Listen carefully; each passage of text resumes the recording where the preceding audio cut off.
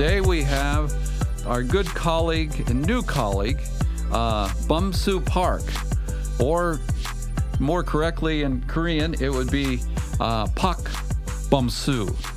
But we also have here my colleague, sidekick, Dave Norris. Always a pleasure to be here, my friend. And but we're really excited to talk to Bumsoo today. Bumsoo, tell us about your experiences and coming to the U.S. and going to school. I think you started at Florida State. So Bumsoo has some. Yeah, Bumsoo only goes to schools with good football teams. Good football teams. So he went to Florida State, and then, of course, he went to my alma mater, Alabama. So, Bumsoo, tell us about getting to Florida State and then going to Alabama. Okay. First of all, thank you for having me today. Good. Yeah, I'm so excited to be here. And think about first, I came to the United States 2015 to pursue my graduate studies. So I did my master's degree at Florida State University. And then I got my PhD from University of Alabama. So I naturally became a college football fan. Yeah. So 2015, at Florida State University, right after Jameis Winston left. Yeah. Yeah. Bad timing. Terrible timing. Yeah. But good thing is, 2018, when I first started my PhD, Alabama beat Georgia at the national championship game. So since then, I became a huge college football fan. Even though I grew up playing soccer for most of my life. Yeah. Nowadays, football is one of my favorite sports. That's great. Are there other sports you really like? Other sports? During the pandemic, I started golfing. And then I really enjoyed playing. Yeah. So Bumsoo is interesting because Bumsoo has actually been a caddy at a professional golfing event. Tell us about that, Bumsoo. I think about a month ago or 3 weeks ago at Epson Tour. So one of my friends, a good friend, Jiwon John, asked me, would you be a caddy for me for the last tournament? So I already made the LPGA tournament for next year. I think it's going to be good memory for both of us. So I asked my boss, and can I go? And then he said yes. So, Kevin, did he have to twist your arm a little bit? No, I'm a firm believer in adventures. And that would have been a venture to do that. If he hadn't done it, I'd have gone. Absolutely. So tell me about the experience. What was that experience like? It's hard to explain with a one word. I think the tournament was in Daytona Beach in Florida. So I flew there, and then I was caddy for her for two restaurants, and then I follow her, and I just realized there are so many things I need to prepare for her, for one player. I think if her tea time was like 8 a.m. in the morning, and I had to be there like 6 something. So 3 a.m. Pacific time. Yes. Yes. So, and then during the tournament, I think that I have to walk like 18 holes. Mm-hmm. Carrying bags. Mm-hmm. And to be professional, And then especially on the greens, there are so many things I need to think about, consider when I play, which I don't think when I play, actually. I think that I have to see other players lie and the balls and everything. So it was tough, to be honest, but it was worth, I think, the experiencing as a caddy. And I enjoy a lot, Yeah, I bet. And she played pretty well, right? Yeah, she was okay, Well, because before that tournament, I think that she already got the LPGA Pro card. Yeah, that's great. That's great. So also, now, Bumsoo has friends in professional golfers among the men's league, the PGA. And they had the Shriners here, and you went and hung out with one of the golfers, and he actually played really well. Yes, he ended up like seventh place, I think. Yeah. That's great. Yes. That's great. I got to know him when I was in Florida because my friend, I think he is very close to K.H. Lee, and he introduced me and then asked me to follow when K.H. Lee play, for the tournament in Florida. So I follow him like for 4 tournaments, and he's very, I think, the nice guy, friendly. So that's how I got to know him. And then since I moved to Las Vegas, I checked the PGA tournament schedule, and I found out, there is a tournament in Las Vegas, a Shriners Cup. So why not? Yeah, I feel like, I just follow him like for 4 days, and then after the tournament, he gave me a little gift. So, that's nice. Yes.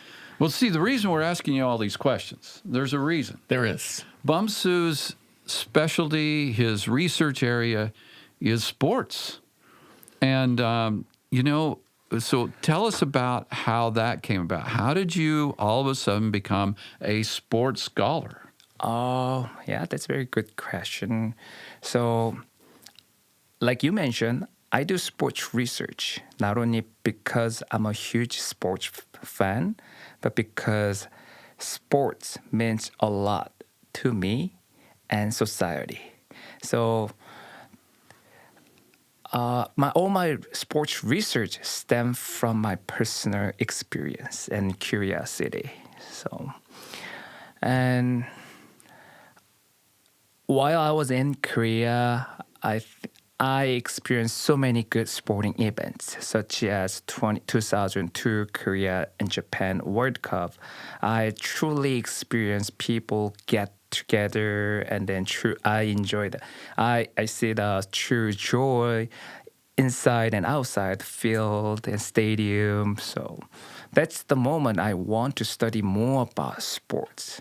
Yeah, and then nowadays, of course, in the United States, that's why I came to the United States. I want to learn more about sports, how sports play a role in the society from many different perspectives. Well, and speaking about perspectives, at Florida State, you were in the sports management master's program. Yes. But then you went to Alabama, and you're more in a sports media program. Yeah. Tell me about that transition. Because I realized media has an important role in sports. So I want to delve more into how media can impact sports in general. People's perception about crisis, athlete transgression, or about... That's why I want to know more about communication and media in the context of sports. And I decided to... pursue my PhD at Alabama. So I searched and I read great research articles from Dr. Billings, Dr. Brown. So that's why I decided to pursue my PhD in communication. Mm-hmm. Yeah. And I should say that Andrew Billings is considered one of the top scholars in sports media research, and he's at Alabama. So tell us, talk to us about kind of some of the research that really has you, that's been really fulfilling and interesting for you, and what you're working on now. My current research project? Well, first let's talk about past research. What if you had your favorite piece that you've had published, what would it be? What was it about? One of my favorite past research was about athletic activism, especially about Colin Kaepernick's protest, and how people differently perceive that action, that incident. And I was more surprised that Nike featured him in their campaign. So I want to know more about the things, and then why and how people think like that. So I firstly focus on media effect on people's perception about athletic activism. And then from marketers' perspective, how this sponsorship or Nike advertising affect, Colin Kaepernick and the brand. So I found out, as mentioned earlier, media play important role how people perceived athletic activism, depending on their prior perception about the protests or an issue. And Nike's, from the marketing perspective, depending on people's perception about Colin Kaepernick's protests, it has a different effect. If people perceive Colin Kaepernick's protest is fair or have a positive attitude toward Colin Kaepernick, so what Colin Kaepernick was doing, there, I think the positive image was transferred to Nike, the brand which sponsored Colin Kaepernick. So, And for those who did not support him, did that transfer to Nike as well? Negatively. Mm-hmm. So if they perceived Colin Kaepernick's protest was not fair or was not good, their negative image or attitude toward the Colin Kaepernick, I think that transferred to the brand. So you're doing some more research currently that I know is, if you think about kind of where the energy and the excitement is in sports research, a lot of it revolves around NIL, name, image, and likeness. So you're doing some research with some of your colleagues here, and I know you're just kind of in the initial stages, but what are you really excited about what you're doing today? And, as you think about where your research trajectory is ultimately going to take you over the next couple of years, maybe give us a little bit of insight into what you're currently working on. Okay. When NCAA first adopted the NIL policy, I had conversation with my colleagues about this policy, whether this is good or not. So from professor's perspective, first, I was very interested how we can manage student athlete more properly, or how can we teach them to take advantage of NIL policy. Of course, naturally, I want to search. I want to examine how other people perceive NIL. So I firstly took a look at Twitter. What people tweet about NIL. So I scrolled the tweets. I think from when NIL first was adopted, and then for 1 year period. And then depending on their, stake, depending on their organizations, for example, journalism, how journalists perceive or how journalists tweet about NIL, and how university or sports organization tweet NIL. So surprisingly, I found, the tweet was so much different in terms of their sentiment and then the words they are using, something like that. So, of course, university or organization, they are concerned about some negative impact of NIL on institution and athlete, because not all the student athlete can take advantage of NIL, and there are some downside of NIL. So that's why, and interestingly, there are a lot of tweets from lawyer, because I think they can take advantage of the NIL policy. So they tweet mostly very positive things about NIL, because it's going to be new opportunity for student athlete, and they can profit their name, image, and likeness while they are playing for the college, because not all the college athletes, student athlete, can make the pro.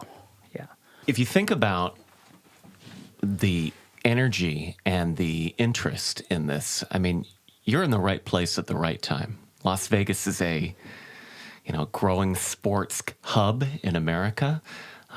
between what we have happening over the next couple of months with F1 and the Super Bowl, but Major League Baseball eventually coming to town in a few years, the Golden Knights and the Aces having world championships.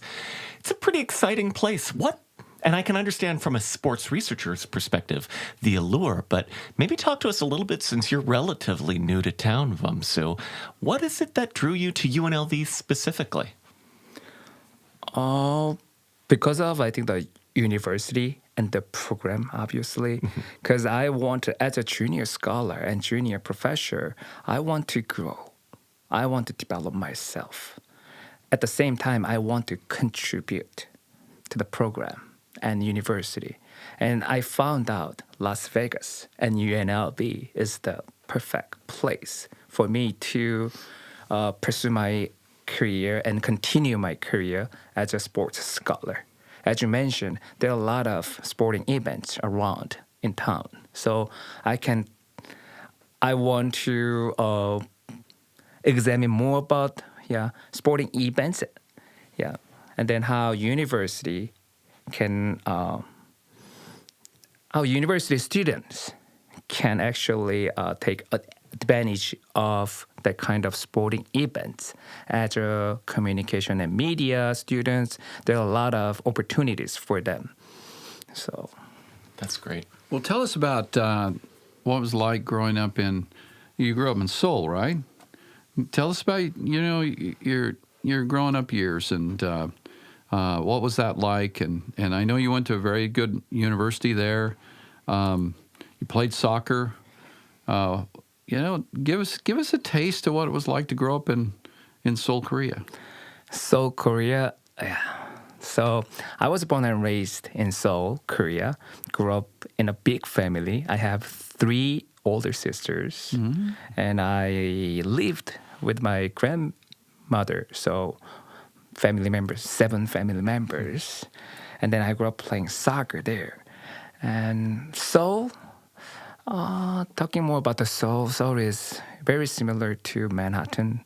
I think the city and skyscrapers, and then so I think that I just took for granted about what I had before, like public transportations and restaurants and things, hospitals and everything, while I was in Korea.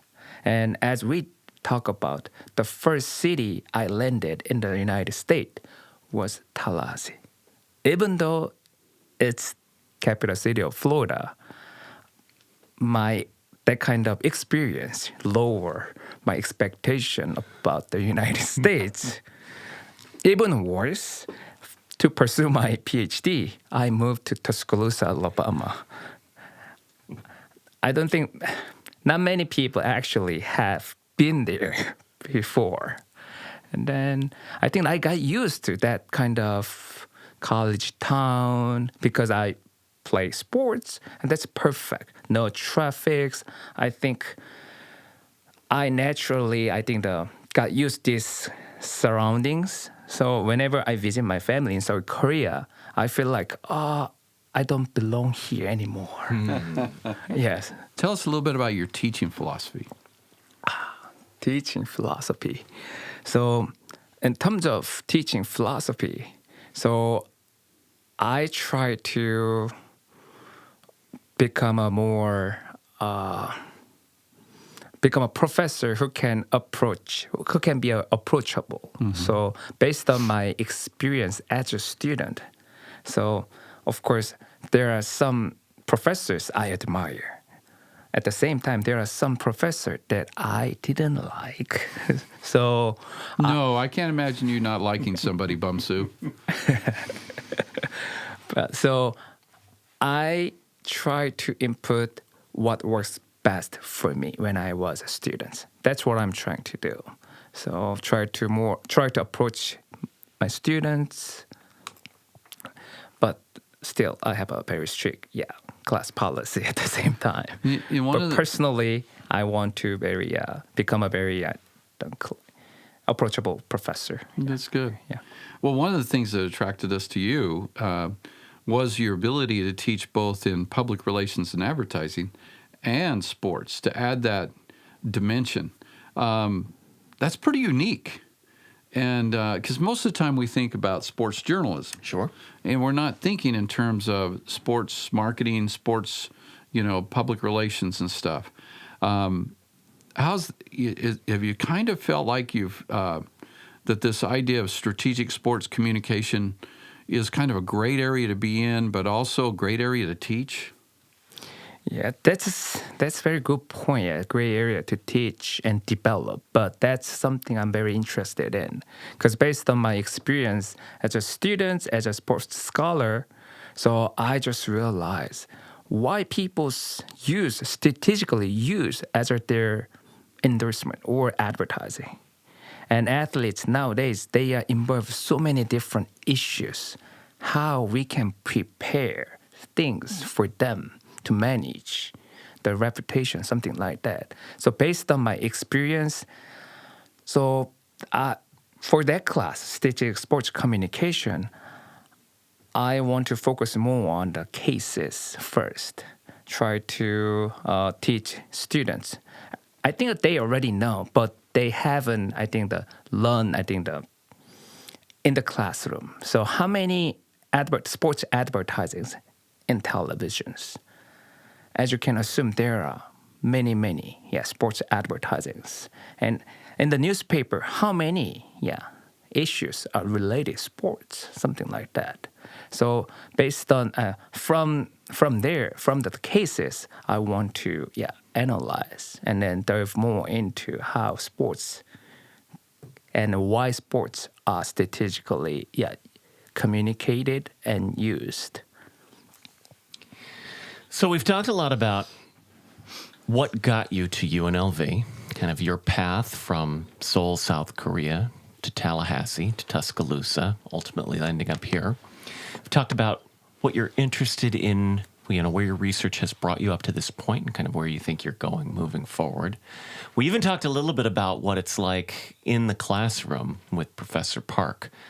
But what we haven't really talked about is, what do you do when you're not thinking about the university? My guess has sports has something to do with it. But tell us a little bit about you. Tell us a little bit about when you're outside of UNLV in the classroom and you're not thinking about research. What do you like to do? Give us some insight into you, Bumsoo.